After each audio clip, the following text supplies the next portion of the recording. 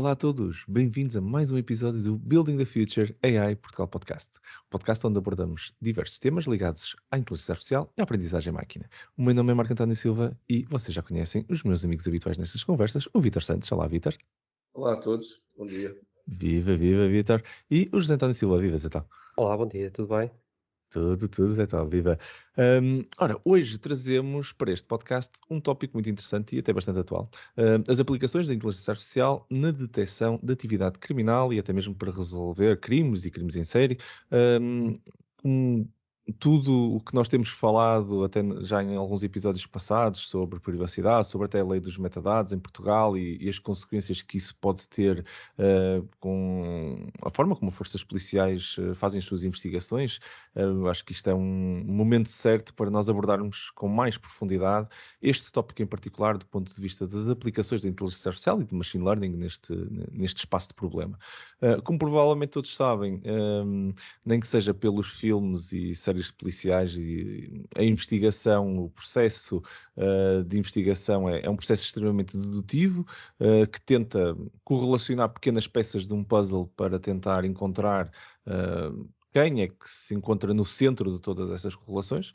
Este tipo de problemas é muito apetecível para tecnologias como o machine learning, que conseguem processar grandes quantidades de informação e rapidamente, se forem bem treinados, até ter alguns resultados interessantes na predição e na classificação dessas labels, que no fundo seria o resultado da investigação. Por isso, é uma aplicação quase dedutível, rápida de tecnologia para este espaço de problema. Por outro lado, temos começado a discutir cada vez mais possíveis abusos, e aqui no podcast já o fizemos algumas vezes, deste tipo de tecnologias de machine learning e inteligência artificial, por parte até de forças, neste caso de forças de segurança, quando apontadas à população em geral, que pode significar, efetivamente, uma perda ou um abdicar de direitos individuais de todos nós, e até com consequências, por exemplo, de entrar, se deixarmos entrar bias nestes modelos, estarmos a criar um tipo de detecção que potencialmente até pode ser visto quase o contrário, não é? Seria, se fosse feito por um humano, era criminoso. Por isso é aqui um risco que todos nós temos que ter consciência e se calhar até hoje debater aqui um bocadinho também nos diferentes pontos de vista sobre esta temática.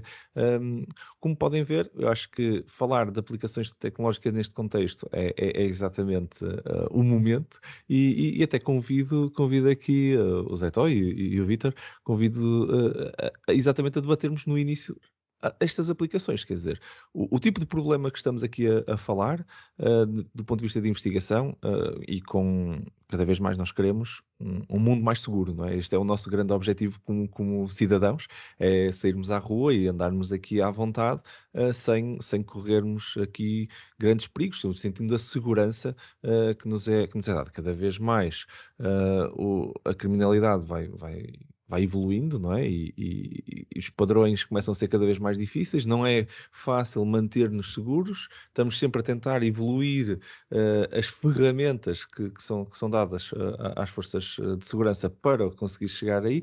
Pronto, e dedutivelmente a inteligência artificial é uma delas, por isso, o que é que vocês acham? Como é que vocês sentem esta evolução? Nós já falamos até aqui do ponto de vista da privacidade em outros cenários, aqui já não é, se calhar não é tanta privacidade que está aqui em questão, é até mesmo a nossa segurança, não é? Não sei, Zé Tó, se queres começar, passo a palavra para ti.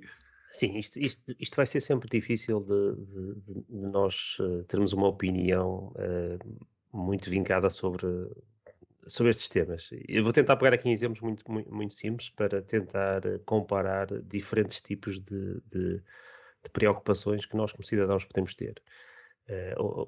Uma das coisas que nós não gostamos é que, por exemplo, as nossas transações bancárias, as nossas transações financeiras estejam a ser monitorizadas, mas eu espero, ou todos nós esperamos, que os nossos bancos estejam a correr este tipo de algoritmos para detectar quando é que essas transações estão a ser feitas de uma forma fraudulenta, principalmente quando isso envolve a nossa conta bancária, não é? Exatamente. E portanto, isso afeta-nos logo diretamente. E, ok, há determinadas situações que, não sendo nossa culpa, o banco tem a responsabilidade de se proteger e de repor, Mas quando nós estamos a falar de situações tipo phishing, em que é o próprio cliente que tipicamente o, uh, comete o erro de introduzir as credenciais do banco numa outra aplicação, né, que se está a tentar fazer passar pelo banco, a culpa do banco aqui já é um bocadinho diferente, porque a pessoa, de certa forma, falhou naquilo que seria um determinado tipo de validações antes de começar a interagir com aquela aplicação fraudulenta. E aqui nestas alturas que mesmo não sendo se calhar tanta responsabilidade do banco, é a reputação do banco e no fim é o nosso dinheiro e a nossa confiança relativamente ao banco que fica defraudada. Portanto, é nestas alturas que este tipo de algoritmos tem que ser capaz de detectar isto. E é muito difícil para o banco perceber se aquelas operações que estão a ser feitas, né, aquelas transferências bancárias que estão a ser feitas agora por uma aplicação fraudulenta, com as minhas credenciais, com tudo que um cliente já cedeu ao atacante, e isto a uma velocidade gigantesca, né, porque normalmente isto é tudo scripts que estão a fazer isto a milhares de pessoas, tem que detectar que isto que é uma atividade irregular e tem que a bloquear, ou deve bloquear, por uma questão de reputação, por uma questão de satisfação dos seus clientes, etc. Mas é um borderline aqui que depende muito desta quantidade de dados e tudo que está a ser monitorizado. E, portanto, aqui já é fácil nós aceitarmos que isto esteja a ser monitorizado, até para a nossa proteção. Portanto, nós queremos que, de certa forma, isto seja detectado. E, obviamente, não é o nosso gestor de conta que está a ver as nossas transações todas para perceber que nos estão a roubar dinheiro da conta. Portanto, tem que ser máquinas a fazer isto em uma escala global. Portanto, há aqui sempre um limite em que nós, por um lado, não queremos determinado tipo de monitorização, mas, por outro, este tipo de monitorização de transações anómalas é das coisas mais importantes hoje em dia para evitar que todo o sistema bancário seja assaltado, não é? Sem armas, sem ninguém entrar por um banco aos tiros. E, portanto, nós queremos mesmo que este tipo de algoritmos consiga detectar isto. Mas isto é só um exemplo de uma coisa muito digital e muito rápida, de micro roubos, mas que a uma escala digital pode ser uma coisa desastrosa para um banco. Sim. Não, mas por acaso, tu fizeste-me agora lembrar até numa escala maior, todo o cenário para detecção de padrões de lavagem de dinheiro para, por exemplo, terrorismo, e que vai para lá das blacklists que existem. Pronto, existem certas pessoas e ainda há pouco tempo se falou por causa da Isabel dos Santos, que ficou blacklisted, não é? Ela, a partir do momento em que teve aquelas questões todas legais. Judiciais, Exatamente, e com a situação como ela tinha, fica numa blacklist, ninguém quer. Os bancos até são proibidos, porque podem perder a sua licença bancária, se entrarem num esquema no qual fizeram uma transação para ela. E isto depois tem que ser auditado, tem que ser validado, mas de vez em quando há padrões. Ela podia estar a movimentar dinheiro via outras pessoas. Por exemplo, se nós fôssemos testas de ferro para a Isabel dos Santos, em que na realidade as transações são válidas, mas depois o dinheiro vai acabar por chegar a financiar um terrorista ou alguém que está blacklisted. Isto aqui começamos a encontrar padrões que estão na terceira, quarta, quinta derivada do problema, mas que na mesma têm que ser detectados, porque não interessa para nada fechar a torneira principal se depois o resto, isto é capilar e tem 50 mil torneiras para a água chegar lá na mesma. Se o nosso objetivo é secar aquele ponto, nunca o vamos conseguir sem umas coisas um bocadinho mais inteligentes do que regras lineares ou quase só determinísticas no problema. E é aí que entra machine learning, aqui com uma escala muito, muito interessante até, e que está a ser utilizado. Não só pelos bancos, mas pelas autoridades reguladoras desses bancos também, não é? Mas aqui estamos sempre a falar, nas redes sociais e nesta questão das transações financeiras, estamos sempre a falar de ações que nós tomamos. Não é? Nós explicitamente fizemos um post, ou nós explicitamente fizemos uma transferência bancária, e isso está a ser monitorizado, está a deixar rastro. Mas nós, quando começamos a entrar aqui noutro tipo de crimes, por exemplo, um jovem que decide planear um ataque aos seus colegas, aos seus professores e entrar para uma escola aos tiros, o tipo de monitorização é diferente, certo? Verdade. Bom ponto.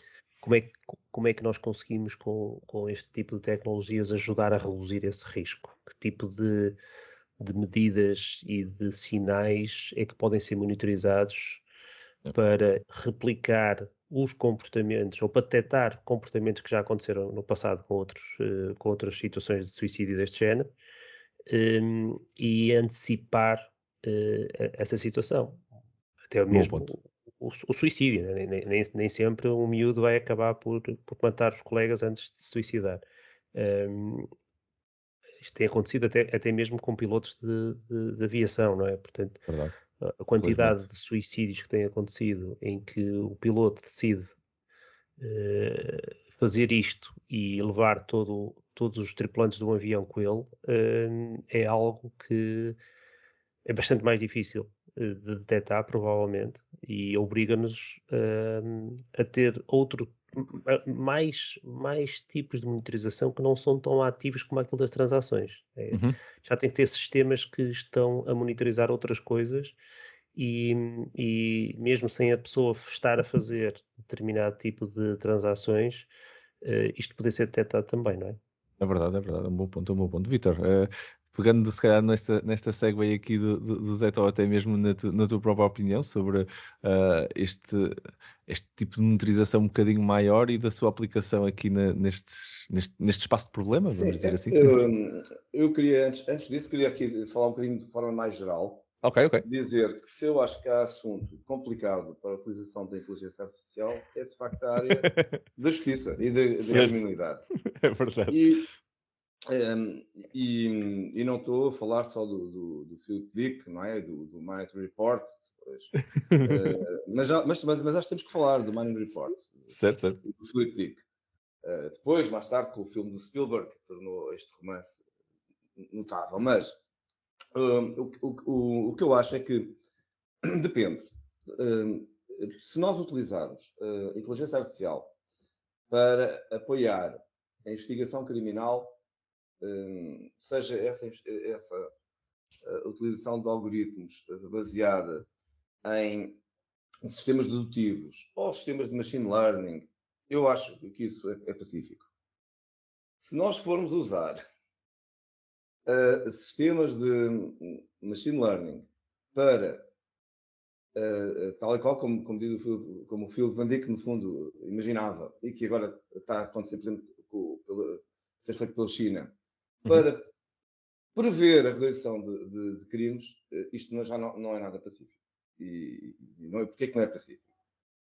Porque a verdade é que nós não conseguimos explicar estes sistemas. E como é que tu podes acusar uma pessoa por algo que ela ainda não fez? Portanto, isto até contraria os princípios do livre-arbítrio, não é? Portanto, exatamente. O Sartre dizia que o homem era completamente livre. Depois o Spinoza veio dizer que não, o livre-arbítrio mais ou menos, as nossas decisões são condicionadas pelo ambiente. Bom, mas o problema é até que ponto é que são condicionadas pelo ambiente.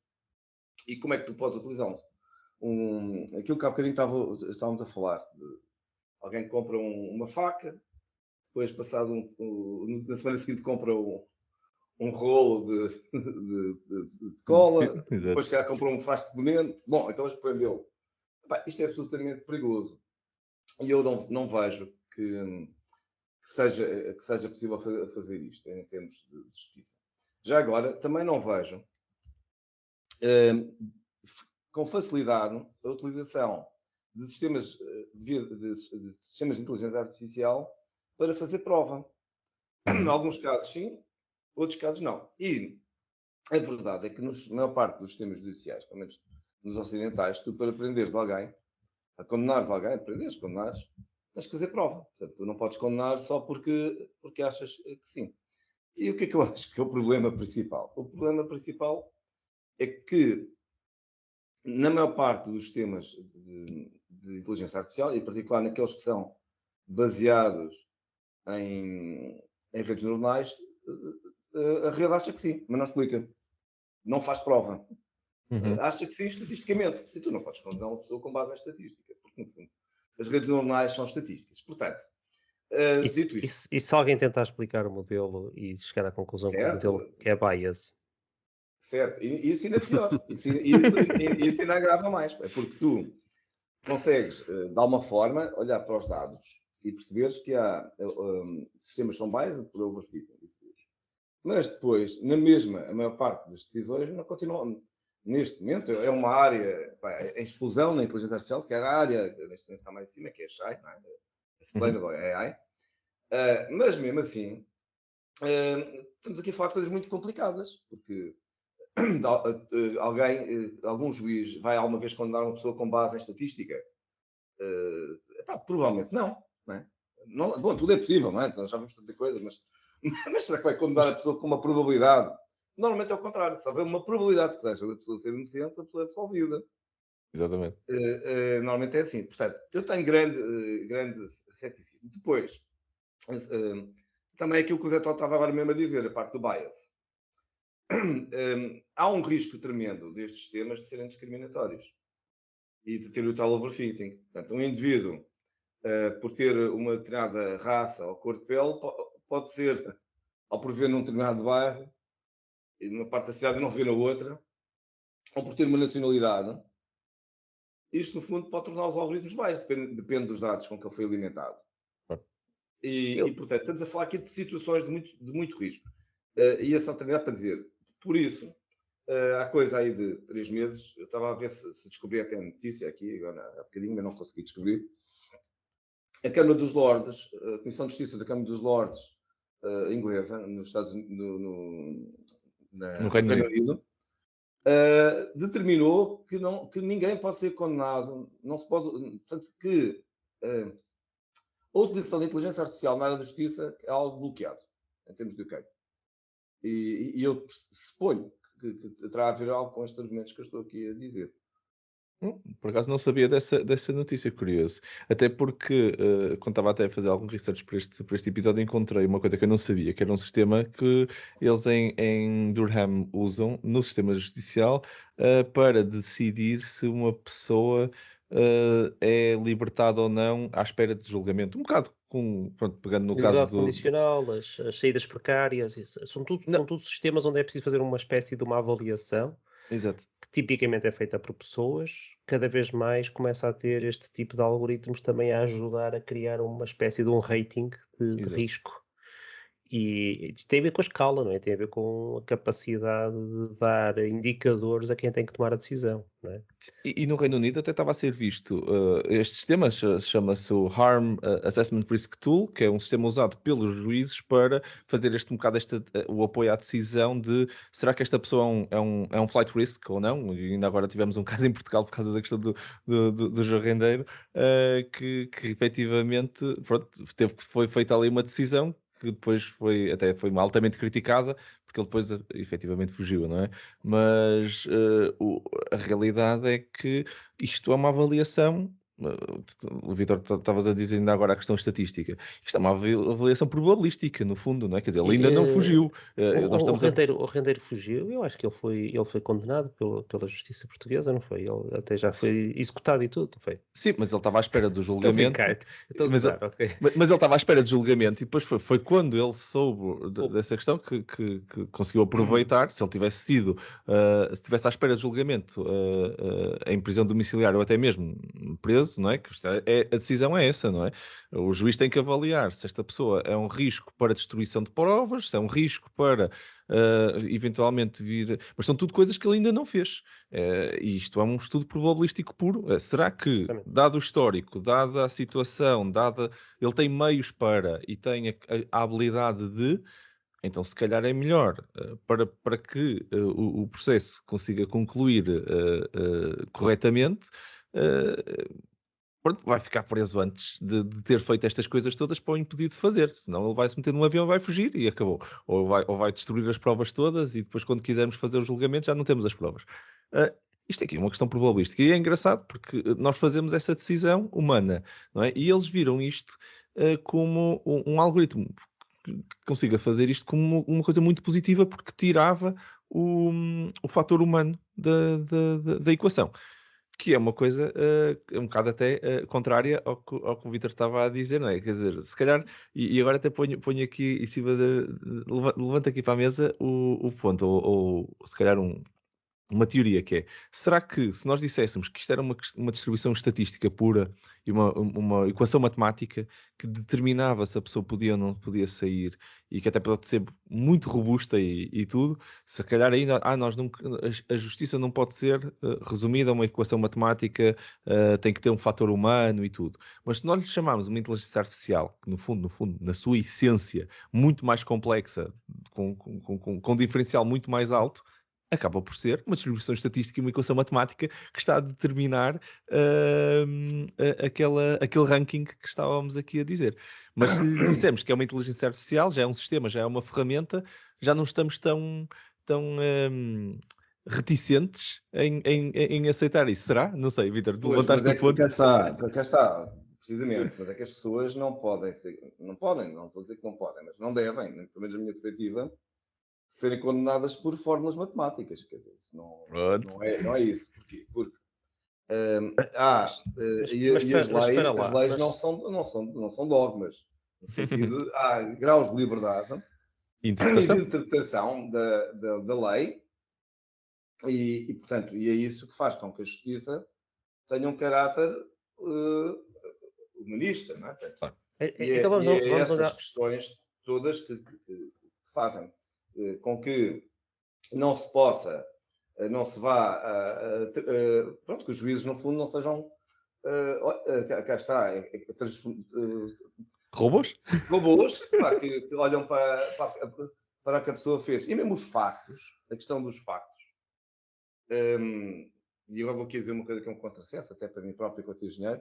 Os factos também têm um certo grau de subjetividade, da maneira, nos olhos de quem os vê, não é? Sim, é o contextual, no fundo, não é? Então vamos transformar aqui, vamos fazer o switch aqui da personagem, do ator, e vamos dizer assim, em vez do juiz, vamos falar do médico.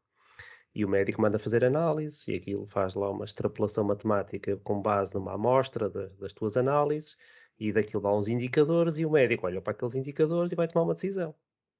É um bocado o processo médico hoje em dia, sim. Exatamente, isto já é perfeitamente normal, não é? Nós já aceitamos isto como um método seguro para toda a gente.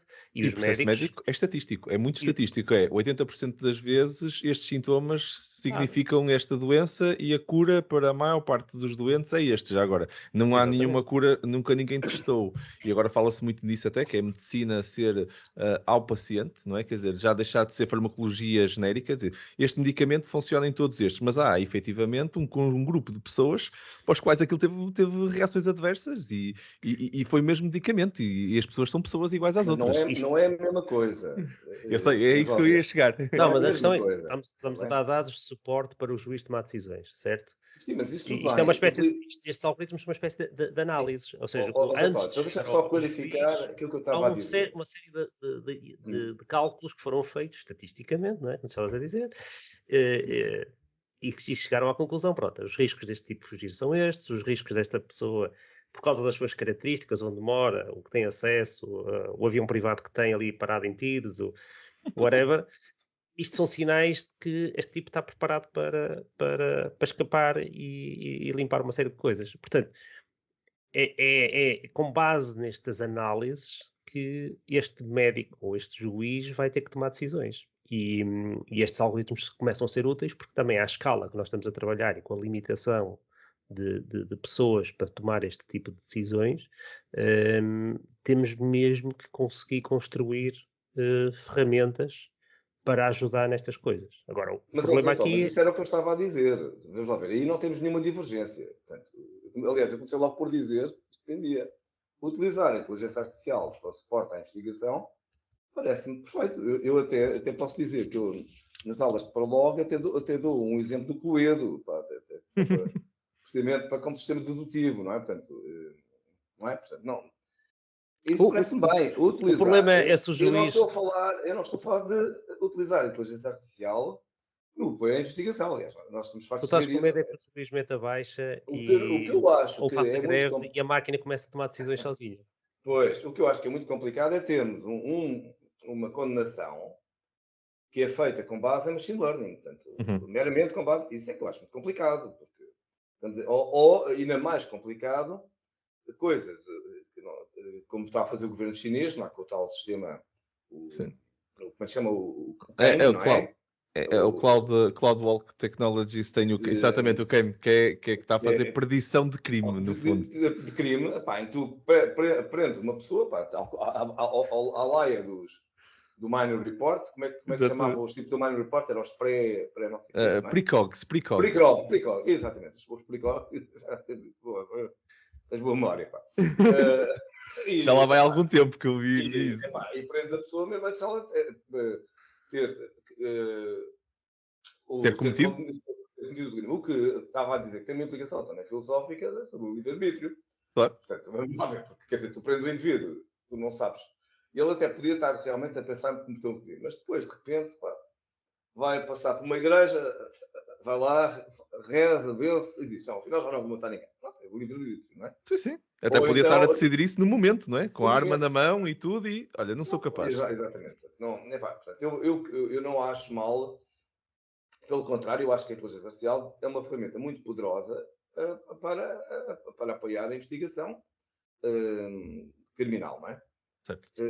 Não tenho aqui dúvidas. Onde é que eu tenho dúvidas? Tenho dúvidas em todos os aspectos que têm a ver com a parte de condenação, não é? E de pré-condenação, pelos vistos, não é? Tanto... Mas falando exatamente desse ponto, usando-o como ferramenta, e acho que vamos os três convergir aí na opinião de que isto é uma ferramenta extremamente poderosa. Mas como qualquer ferramenta, rapidamente se pode tornar uma bengala.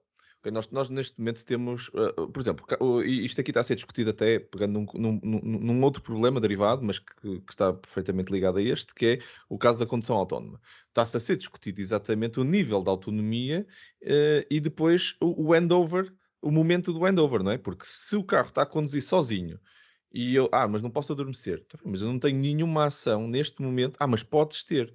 Então, como é que eu consigo te dar o carro para a mão para tu fazeres a decisão e depois quando... eu já não consigo decidir, então agora decide tu. Está bem, mas estamos a 120 km por hora, eu tenho uma fração de segundos para decidir o que é que vou fazer que tu não conseguiste decidir. E já agora, tu processas a informação bem mais rápido do que eu e tiveste a processar até agora. Eu estou a receber agora. É a mesma coisa que quando nós, de vez em quando, estamos numa reunião, não é? E estávamos ali um bocado mais distraídos com qualquer coisa. Então, e agora, pronto, o que é que tu achas disto? A pessoa precisa ali de uns minutos para voltar a apanhar porque não estava atento ao que estava a acontecer. Não vale a pena só aquelas últimas 3 palavras do handover. Vítor, agora força, o que é que tu achas? E depois de um momento para o outro, ok, desculpem lá, dei um bocadinho de contexto que eu acabei de chegar e não consigo fazer essa decisão. Nós, quando temos essa bengala, apoiamos-nos nela. E se começarmos a apoiar muito na bengala, será que nós conseguimos continuar a andar se essa bengala estiver errada, se ela nos estiver a apoiar mal e nós nem sequer sabemos, quando damos por ela caímos. E eu acho que a utilização deste tipo de ferramentas vai tender rapidamente para se tornar numa bengala e depois ao se tornar uma bengala, criar a dependência da bengala e ao criar a dependência da bengala, na realidade, se calhar já é a bengala que está a fazer a decisão e já deixou de ser o humano, porque o humano confia, não questiona. O exemplo que tu deste agora da condução autónoma, aliás, o trial que a Uber estava a fazer e que houve aquele acidente de atropelar uma senhora que estava a atravessar a rua de bicicleta no escuro, é difícil culpar o AI por uma coisa daquelas, mas a pessoa que estava a conduzir já estava a fazer aquilo tantas horas, já andava com aqueles carros há tanto tempo, que depois foram ver os registros dela e ela andava a ver séries no Netflix há muito tempo. Confiou, não é? Ou seja, o nível de confiança que ela já tinha no carro já era tão grande, aquilo já era tão monótono, andar a fazer aqueles quilómetros do trail que eles andavam a fazer nas estradas, que ela não estava atenta. E mesmo que estivesse atenta, também se calhar é assim muito difícil ver aquela senhora atravessar. Portanto, a máquina falhou, a pessoa que devia estar lá para estas situações extremas também falhou porque estava a ver uma série.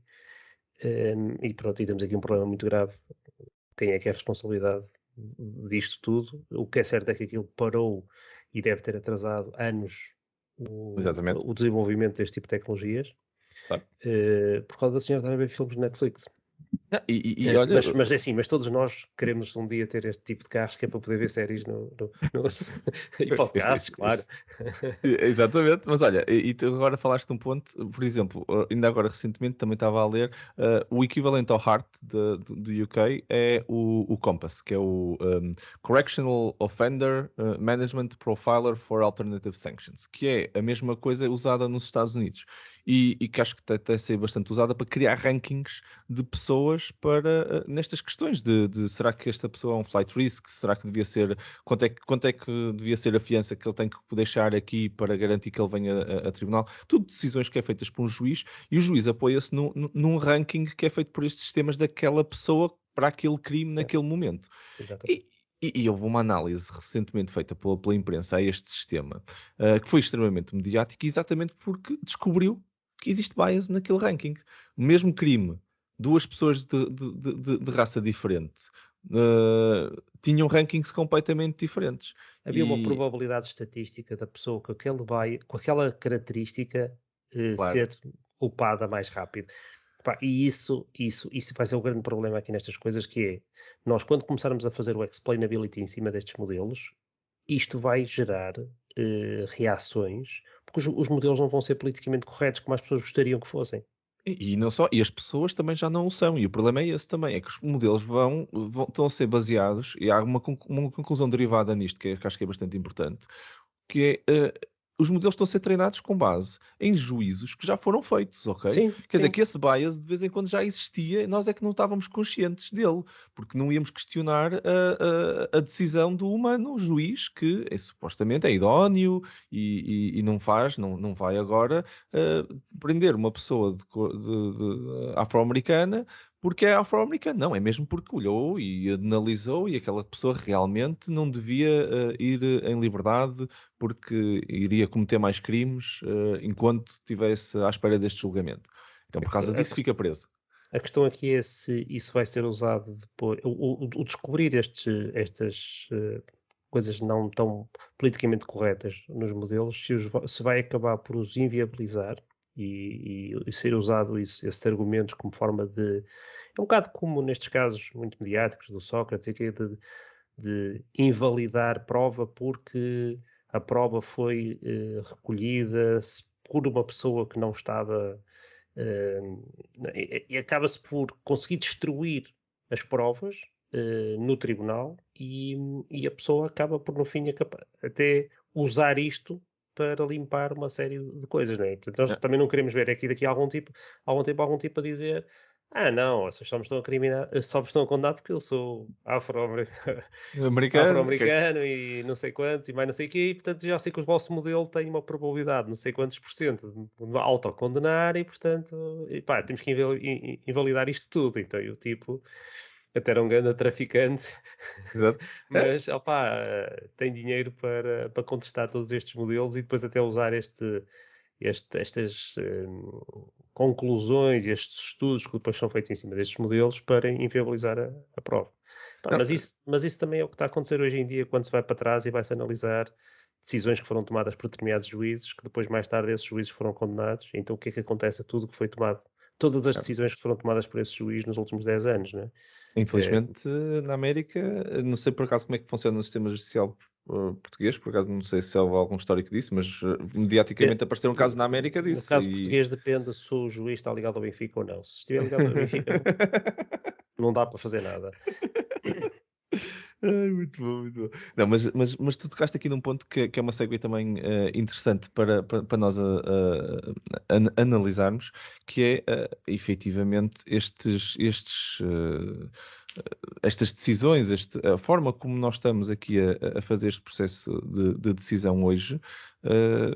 Não sei qual é a tua opinião, Vitor, mas já por si só não consegue ser 100% idóneo e não sei até que ponto é que nós normalizarmos um pouco isto nos cria alguma segurança, seja no processo dedutivo, porque na realidade isto aqui tem análise de provas e tudo, é um processo dedutivo, seja até depois no processo de condenação. No processo de condenação já discutimos aqui um bocadinho que pronto, não, mas e no processo dedutivo? Não, eu acho que na parte dedutiva, eu penso que aí a ferramenta é numa parte... Peter, para.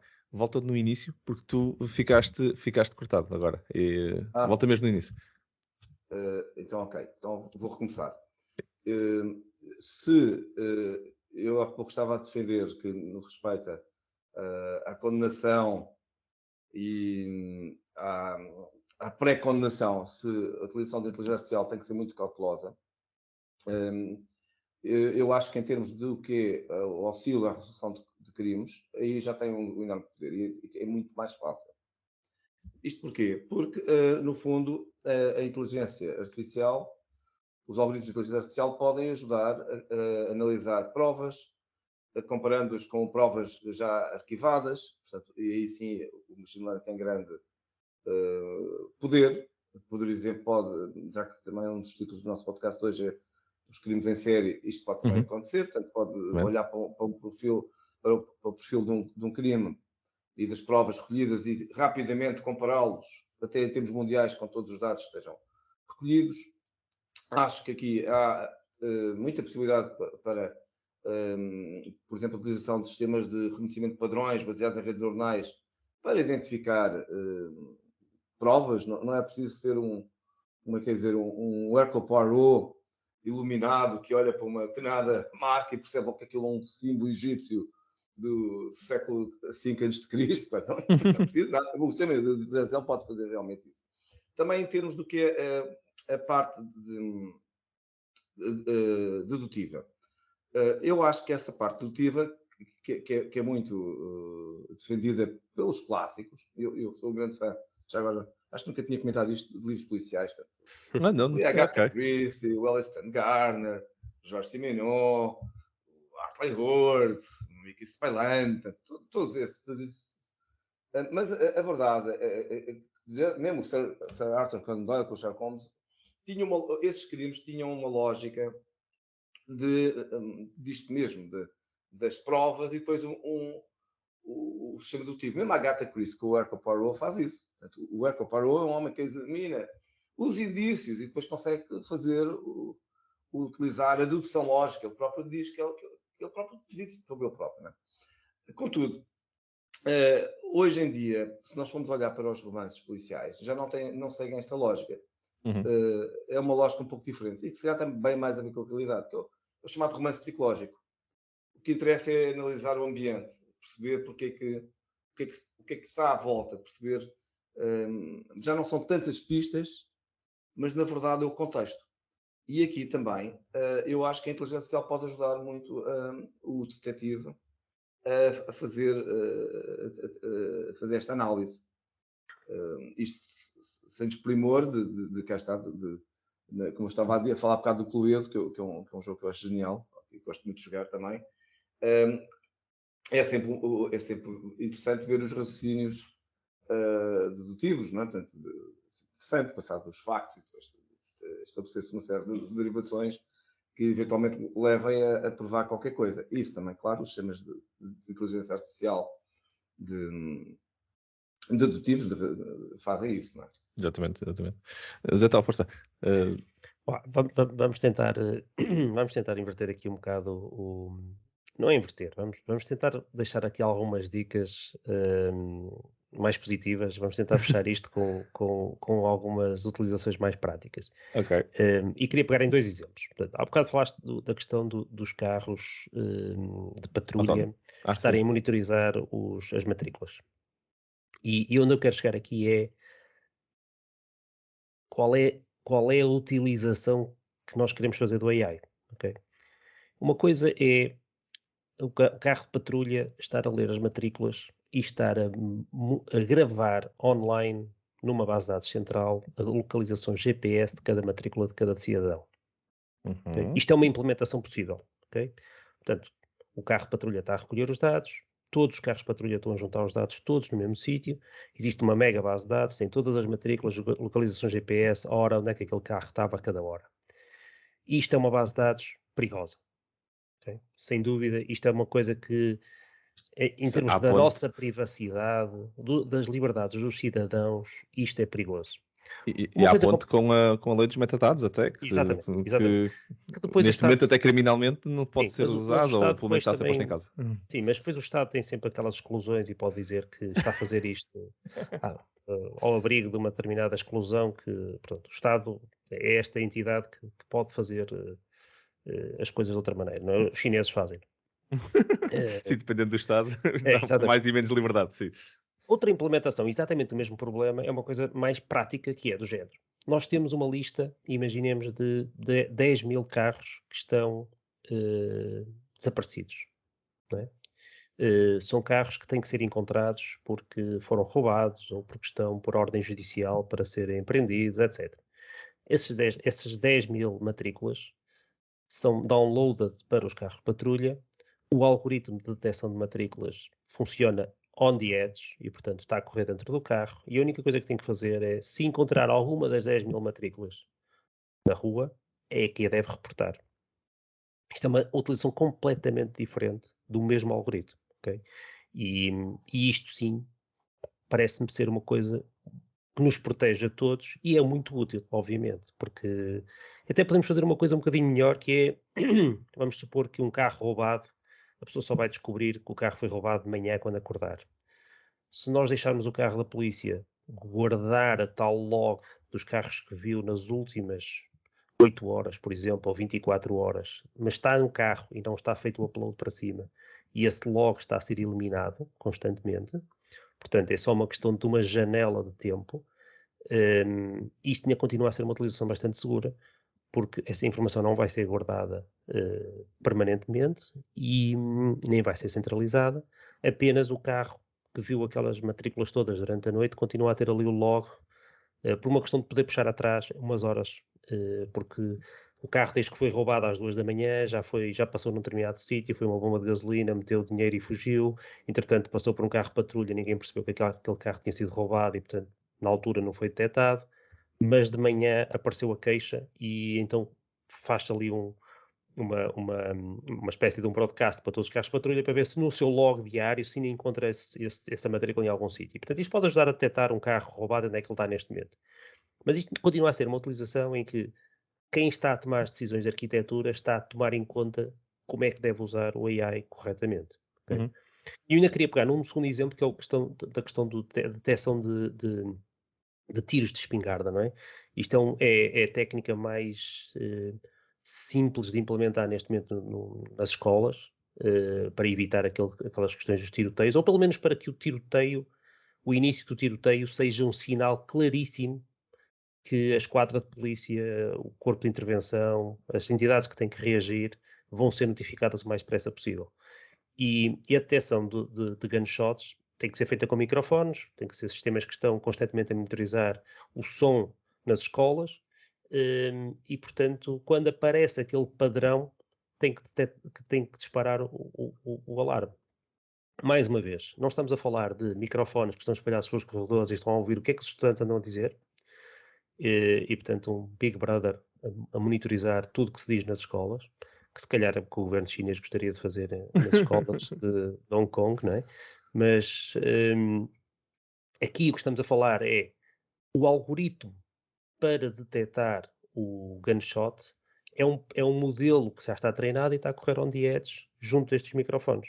E, portanto, ele só tem que detectar o padrão e notificar. Ninguém está a gravar o som de todos os corredores para estar a enviar para um sítio central para ficar um arquivo de tudo que foi dito nos últimos anos nas escolas e onde é que estão os estudantes perigosos que podem vir a criar aqui um movimento político contra o regime, não é?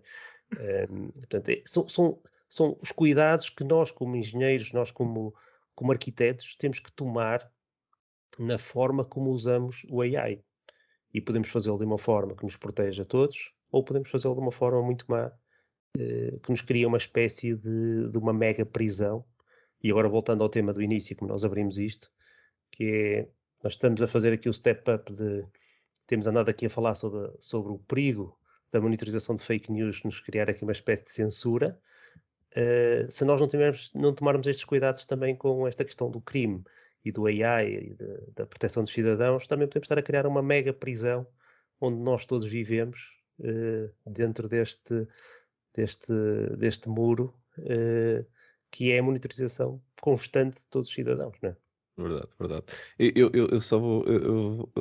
Excelentes pontos, e eu só queria deixar dois comentários. Um é, hoje em dia, sobre o primeiro ponto que tu levantaste, hoje em dia, efetivamente, essas matrículas, eu por acaso conheço pessoas dentro de forças policiais, há um briefing matinal para os polícias que saem para as patrulhas para decorarem as matrículas, ok? Exato. Isto é uma coisa que está. Até recebem esse escala. briefing. E eles têm que decorar aquele número de matrículas, e se virem, pronto, têm que estar atentos.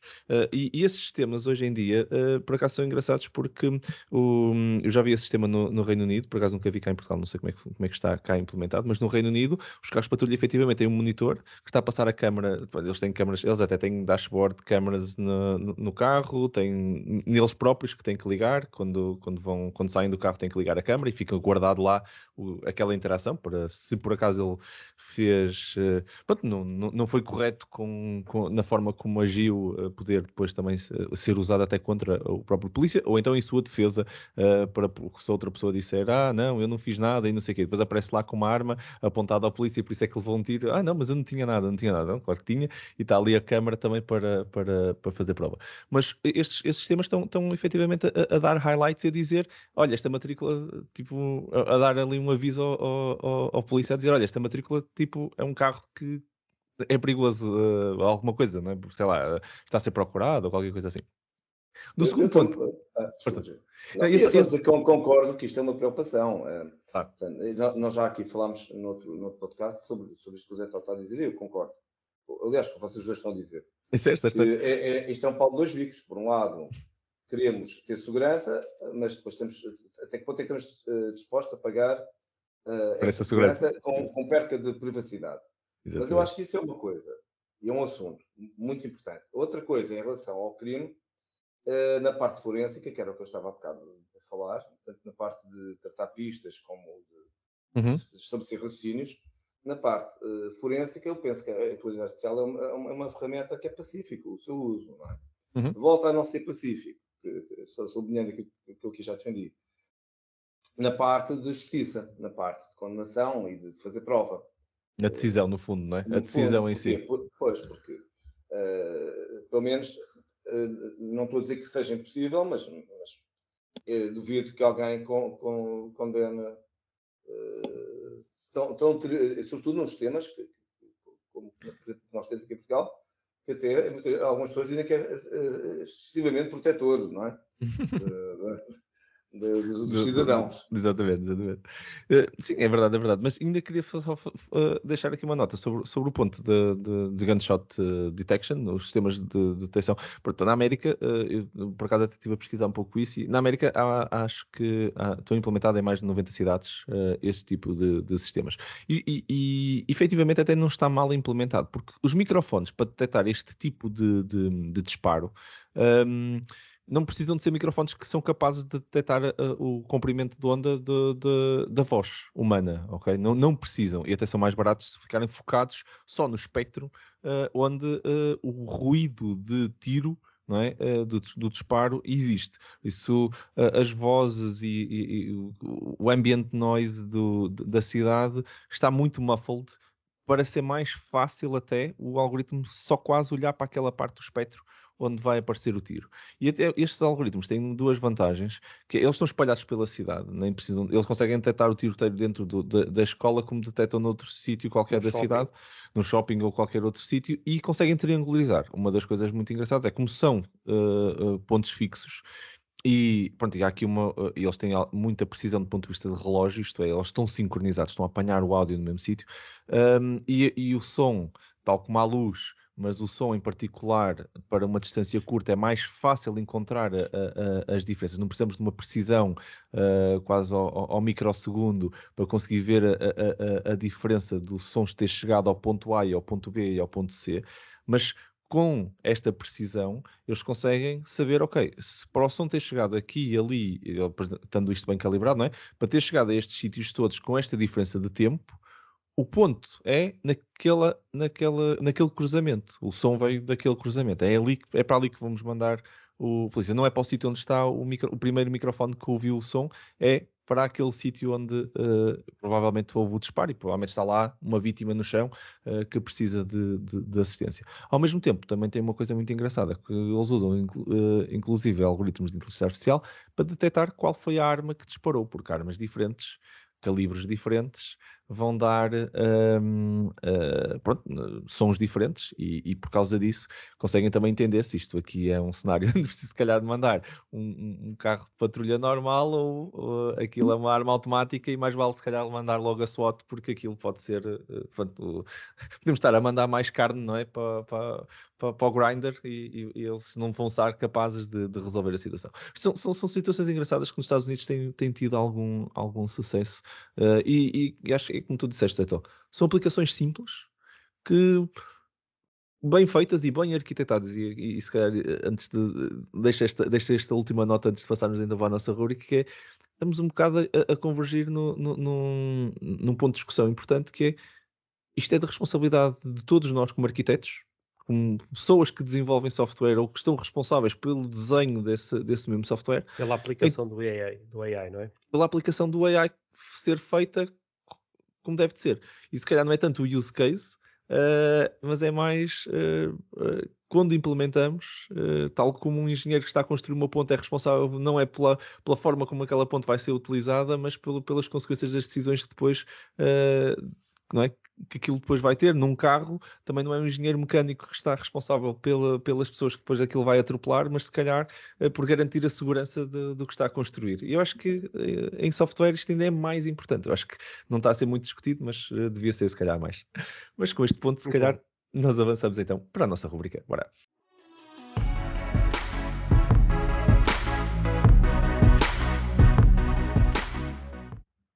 Bem-vindos à nossa rúbrica AI News, o segmento que faz parte da parte final dos nossos episódios, onde cada um de nós traz-vos 3 notícias ou links ou pontos que achamos relevantes e que passaram pelo nosso radar nas últimas semanas, com os nossos comentários, como é evidente.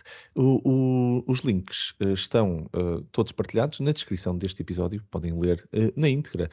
Zé Tó, convido-te então para abrir a nossa rúbrica de hoje. O que trazes tu para nós hoje? Isto é um bocado de brincadeira. Temos estado aqui a falar sobre crime e detecção e a utilização do AI. Houve alguém que decidiu criar um AI ou treinar um AI para assistir aos episódios do CSI, portanto, a famosa série americana, não é? Que já tem, não sei, centenas de episódios. E spin-offs. Sim, várias cidades, não sei o quê. E portanto treinaram um AI para tentar descobrir quem é o criminoso. A sério? Isto é interessante. Pelos vistos acerta bastante engraçado, só acerta 60% das vezes, mas é engraçado. Se calhar com tantos episódios isto acaba por ter alguns padrões, não é? Até quem está a realizar a série acaba por ter algumas técnicas, não é? Para fazer esta mega sequela. E portanto, isto acaba por depois o algoritmo consegue detectar estas coisas. Mas pronto, não é um grande resultado, é um bocadinho mais do que random, mas normalmente nós em AI acho que não aceitamos resultados deste nível, mas não deixa de ser um exercício interessante e é um exercício académico, mas é uma notícia gira, portanto se quiserem ler sobre isto e as comparações que eles fizeram, e portanto isto é um artigo interessante. Estou aqui curioso, por acaso vou dar uma vistagem porque estou curioso porque ele só tem o vídeo, não é? Ele está a inferir scripts, está a inferir aqui um montão de coisas para conseguir chegar a essa conclusão e tipicamente é verdade que a maneira como estes guiões devem seguir um padrão qualquer, porque eles têm que introduzir de alguma forma o criminoso. Deve ser difícil. Não cair no padrão, não é? A receita tem sucesso, não é? E quem é chamado a fazer os próximos episódios ou as próximas seasons não pode estragar aquilo, não é? Tem que fazer render. E, portanto, acredito que não dá para ter tanta criatividade assim e portanto, aquilo acaba por ter alguns padrões de certeza absoluta que as máquinas conseguem inferir. Muito interessante, muito interessante. Olha, muito, muito giro. Muito obrigado, Zé Tó, pela tua partilha hoje. Vítor, passo-te a palavra a ti. O que traz-te para nós hoje? Conta. Olha, trago, é bastante diferente desta notícia que o Zé Tó trouxe. Trago aqui uma notícia de meados deste mês que não me deixou assim muito surpreendido, mas deixou-me bastante apreensivo, que diz que a Google tem já uma ferramenta de inteligência artificial que tem alma e que tem autoconsciência e alma. E que isto Mas tem ou não foi... tem? É que o empregado foi despedido. Ou foi suspenso. Exatamente. E que, entretanto, isto foi trazido a público porque houve um empregado chamado Blake Lemoine, que foi comunicar isto a um senador dos Estados Unidos. E a dizer que a Google já tinha criado a inteligência artificial com alma e consciência, autoconsciência, self-aware.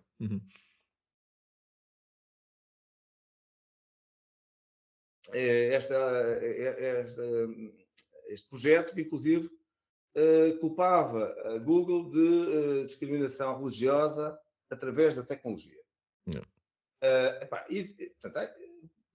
Porquê que esta notícia é relevante? Bom, primeiro ficamos aqui na dúvida se realmente já temos estas máquinas autoconscientes e com alma. Portanto, eu não tenho bem assim a certeza disto. Tínhamos aqui muita coisa para discutir sobre consciência e alma. E também temos de ter algum cuidado.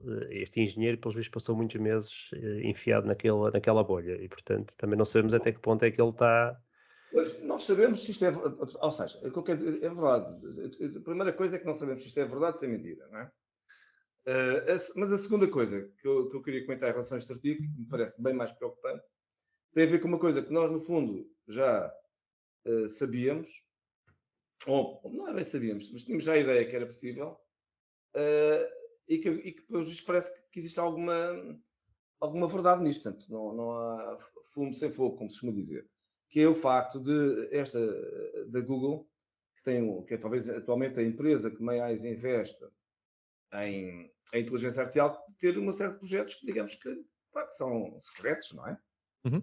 E ficamos todos aqui na dúvida sobre aquilo que é tornado público e aquilo que realmente se passa dentro dos laboratórios, nomeadamente em relação a este projeto, que é o tal Lambda. Estamos aqui muito na dúvida até que ponto é que estas empresas estão a comunicar realmente aquilo que estão a fazer. E isso parece-me complicado. Adicionalmente, queria juntar aqui no fundo, a notícia, dizendo que este assunto da consciência e da alma, que é um assunto muito interessante da inteligência artificial, e relembrar que estamos a organizar em outubro deste ano o tal simpósio, o primeiro simpósio português de filosofia da inteligência artificial, que vai ser realizado no dia 20 e 21 de outubro. Depois, mais tarde, pôr mesmo o link. Já está no ar, já agora já é possível as pessoas inscreverem. Convidado, Vítor, convidado. Eu só vou deixar aqui uma nota. Eu, por acaso, já tenho lido algumas notícias sobre este tema e é um bom tema para trazermos aqui. Se calhar até um dia destes temos que fazer, se calhar, um episódio até para escavar um bocadinho mais a fundo isto, porque acho que vai merecer. Mas eu tenho uma opinião um bocadinho divergente, porque o que eu li... eu até culpo um bocado o engenheiro de criar aqui um sentido de pânico desnecessário, porque eu li coisas do género, ok, eu fiz perguntas à inteligência artificial se ela se importava que nós a desligássemos e ela teve um sentimento de preservação do eu, não é? Quer dizer, não, eu não quero ser desligado.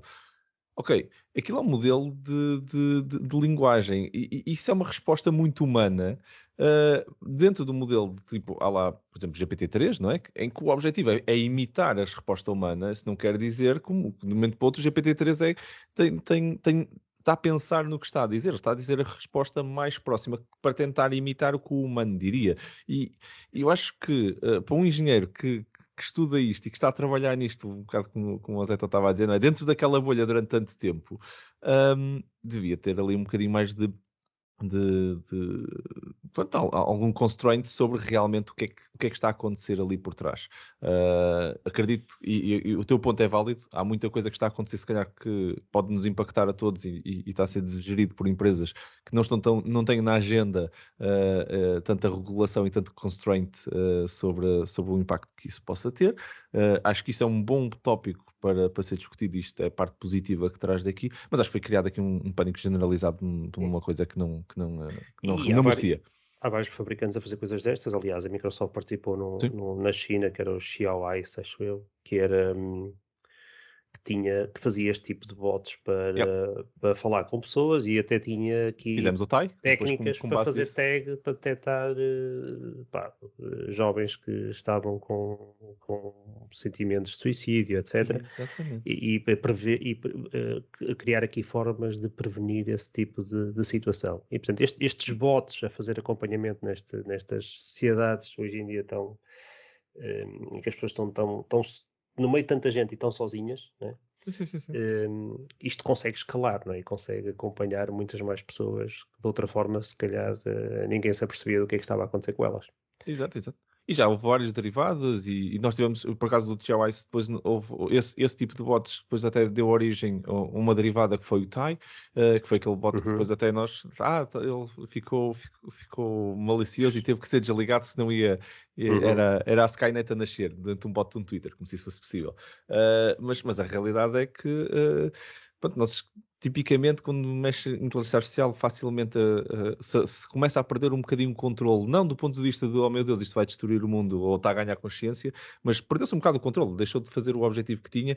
Há uma tendência muito grande para dramatizarmos um bocado a coisa. Eu acho que foi um bocado o que aconteceu aqui. Na minha opinião pessoal, acho que foi um bocado o que aconteceu aqui. Mas, por outro lado, acho positiva a discussão ética sobre consciência que depois estamos aqui a derivar. Isso eu... tendo a ser a pessoa do copo meio cheio,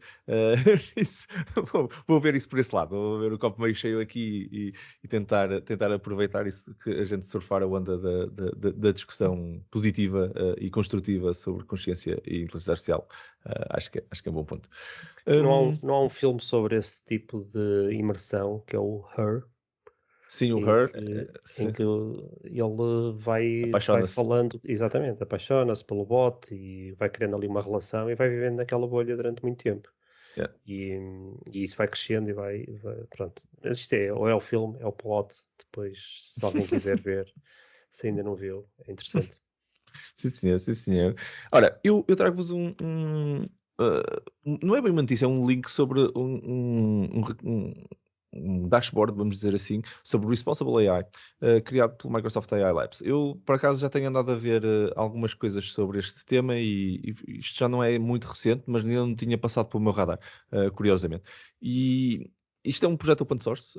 Se vocês seguirem o link, vão parar à página do projeto, mas depois, se virem na página, tem um link para o GitHub, onde vocês podem fazer download desta tool, vamos dizer assim, que para todos os efeitos é um dashboard, é uma ferramenta, para vocês correrem e avaliar os vossos modelos, fazerem deploy e avaliar os vossos modelos.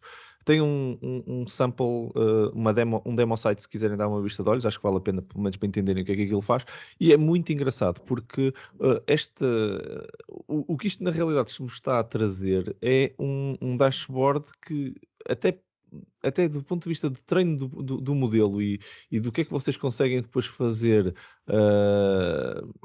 métricas, detectar percentagens de erro, até mesmo feature importance e tentar entender o que é que as estatísticas todas do modelo, explorar um pouco os dados do modelo.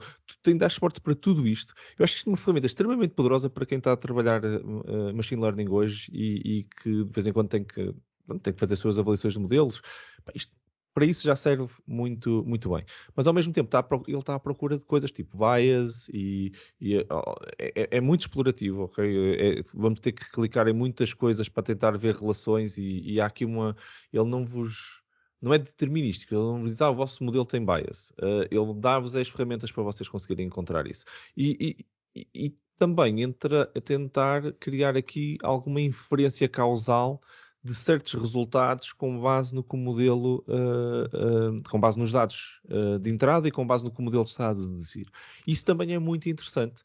Eu acho isto chamar-lhe um dashboard, acho que depois é uma lado de arquiteto, chamar-lhe um dashboard para mim não é bem um dashboard, no limite era um report, mais do que um dashboard, mas eu vejo isto mais como uma tool. Eu até prefiro chamar-lhe isto uma ferramenta de exploração de modelos do que propriamente um dashboard de Responsible AI. É mais um Responsible AI Exploration Tool, que é como eu acho que isto vocês deviam ver, é como eu o vejo pessoalmente.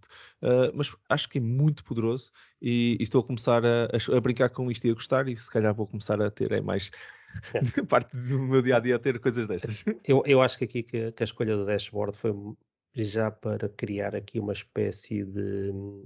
Assim, esta coisa de data science não é fazer um modelo e publicá-lo e ele fica no ar. Portanto, nós vamos ver estes modelos amadurecerem ao longo do tempo, porque vamos juntando mais dados, porque vamos retreinando os modelos, etc. E este tipo de dashboards devem ser muito importantes para as pessoas que estão a monitorizar a maturação, a evolução destes modelos ao longo do tempo, perceberem se estão a convergir, se estão a divergir naquilo que são os seus parâmetros de qualidade, de unbiased, do que é que querem garantir que os seus modelos não estão a crescer de uma forma errada, não é? Isto é um bocado como um bonsai, não é? É preciso ir cortando ali umas arestas e se calhar aqui quem está a fazer o feed dos dados para retreinar os modelos deve ter o cuidado de continuar a monitorizar, e daí se calhar o nome dashboard, é para nós instalarmos isto de uma forma definitiva, contínua e não naquela coisa, ok, isto foi um relatóriozinho que saiu aqui no fim da build, está aqui um relatóriozinho e diz que isto há aqui uns parâmetros de bias, etc., uns indicadores. Não, nós estamos a caminhar para algoritmos que estão sempre a ser retreinados e estão sempre a ser realimentados com novos casos. Se nós só dermos casos excepcionais, às tantas podemos destruir o modelo, porque às tantas já temos tantos casos que correram mal e que já são mais que os casos mais comuns, e portanto às tantas estamos a criar aqui uma coisa que é... O modelo está a começar a divergir por causa de todas as exceções. Mas portanto isto é garbage in, garbage out, não é? A expressão que nós usamos. Estes dashboards são muito bons para ajudar o negócio, os clientes, as pessoas que percebem mais sobre o que é que está a ser usado, o que é que está a ser feito com aquele AI, para terem se calhar uma linguagem mais fácil de acompanhar como é que o modelo está a pensar também, não é?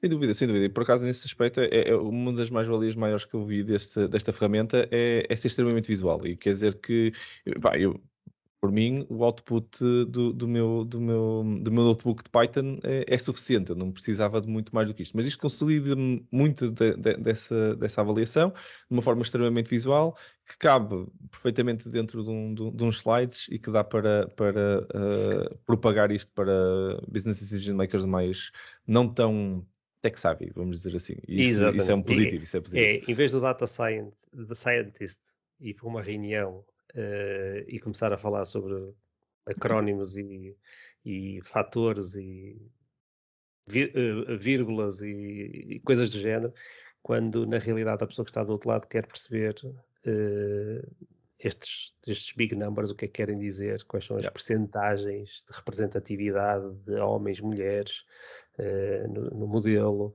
se os casos que estão a ser usados para o treino têm uma representatividade que corresponde àquilo que essas entidades que percebem mais do seu negócio do que o data scientist, né, conseguem olhar para aquilo e dizer, não, isto não está bem, isto precisa mais exemplos deste tipo ou mais exemplos daquele tipo, porque isso não está bem. Exatamente. Portanto, convido-vos a todos, deem uma vista de olhos. Acho que é uma ferramenta interessante, pelo menos merece algum tempo fazer download do repositório e explorarem. Muito bom. E assim terminamos mais um episódio. O meu nome é Marco António Silva e vocês estiveram a ouvir ao Building the Future AI Portugal Podcast, o podcast onde falamos sobre inteligência artificial em conversas informais e cheias de conteúdo. Um obrigado enorme para mais uma conversa muito interessante aos meus parceiros neste sofá virtual. Ao Vítor Santos. Muito obrigado, Vítor. Muito obrigado. Forte abraço a todos. Grande abraço, Vítor. E José António Silva. Muito obrigado, Zé. Opa, obrigado. Estou sempre a aprender convosco. Isto é ótimo. Também agradeço a ambos por toda esta partilha e que já vamos aqui já há alguns anos nisto, neste podcast. Eu agradeço-vos imenso, é sempre fantástico. Já agora, desculpa só dizer que o próximo episódio será o número 50. É verdade. Temos de fazer qualquer coisa especial. Portanto, é verdade. 50 episódios quase. Quer dizer, agora 49, a caminho do 50. Pode ser híbrido e envolver vinho também. Podemos pensar nisso. Charutos não, obrigado, Vítor, que eu ainda não aprecio. Ainda não. Convencer-os, o pessoal aos charutos. E claro, um obrigado claro a todos vocês, nossos ouvintes. É por vocês que nós produzimos este conteúdo. Muito obrigado por terem estado sempre connosco neste caminho. Caso tenham algum tema que gostassem de ver discutido em próximos episódios, sugestões ou comentários, feedback, estejam à vontade para nos fazer chegar os vossos e-mails para podcast@buildingthefuture.pt. Fiquem atentos ao nosso próximo episódio, nas habituais 2 semanas. Até lá, muito obrigado a todos por estarem desse lado e vamos continuar juntos a ativar Portugal e a construir um futuro melhor com a tecnologia. Muito obrigado a todos.